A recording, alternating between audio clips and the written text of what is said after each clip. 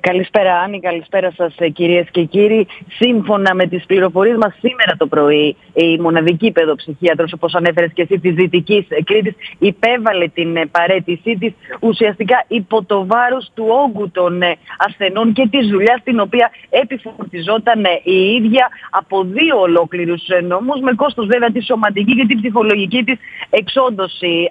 Άννη, να θυμίσουμε ότι μέσα στο 2024 η ίδια είχε διαχειριστεί 121 εισαγγελικές εντολές, οι οποίες ήταν επιπρόσθετες των 1.200 ασθενών που παρακολουθούσε συστηματικά το κέντρο, το ΚΚΕ, το Κέντρο Ψυχικής Υγείας Παιδιών και Εφήβων Ρεθύμνου. Και μέσα σε όλα αυτά βέβαια ερχόντουσαν και τα έκτακτα περιστατικά. Όπως μπορούμε να καταλάβουμε και είχαμε ενημερωθεί, όλες αυτές οι περιπτώσεις ανέβαζαν τη λίστα αναμονής των νέων αιτημάτων στους 17 μήνες. Και μόνο αυτό μπορεί να μας δώσει μια εικόνα του όγκου και της κούρασης που είχαν αυτοί οι άνθρωποι που δούλευαν εκεί, σε μια δομή η οποία χρειάζεται 12 άτομα για να λειτουργήσει φυσιολογικά και είχε μόνο 3 εργαζόμενους, ανάμεσά τους και την μοναδική παιδοψυχίατρο, η οποία και δεν άντεξε άλλο και παραιτήθηκε. Παράλληλα, Άννη, να προσθέσω σε αυτό το σημείο ότι το κτίριο, η δομή